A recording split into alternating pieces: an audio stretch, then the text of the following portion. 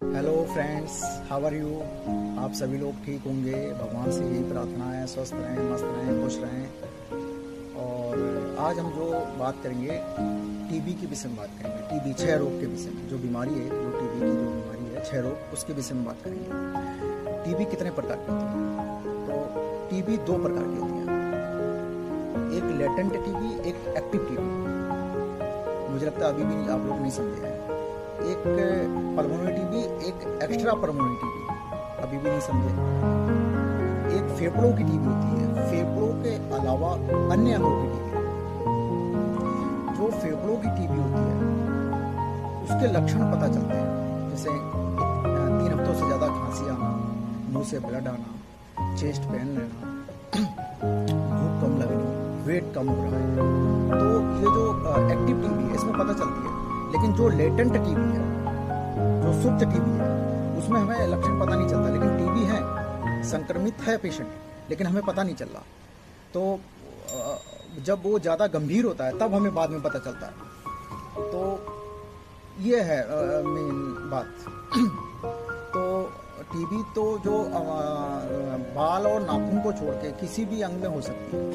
जो लंग्स की टीबी होती है वो तो उसका तो पता चल जाता है। अभी मैं आपको 2023 की बात बताता हूँ। 2023 WHO के अनुसार जो टीबी के जो केस थे, 1.08 करोड़ टीबी पेशेंट थे, जिसमें डेथ रेशो थी 12.5 लाख डेथ रेशो थी।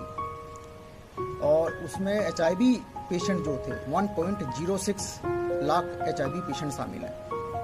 2021 की बात करते हैं। 2021 में जो डेथ था 4.94 लाख पेशेंट की डेथ हुई थी। 2022 की बात करते हैं 3.31 लाख पेशेंट की डेथ हुई थी। अब ये है कि अब इस पे WHO सरकार से वार्तालाप हुई है और इस 2025 तक इसको ख़त्म करने का वादा है।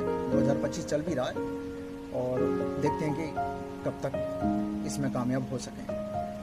नहीं तो टीबी के सबसे अच्छे डॉक्टर नेहरू नगर में बैठते हैं, उनको भी आप दिखा सकते हो।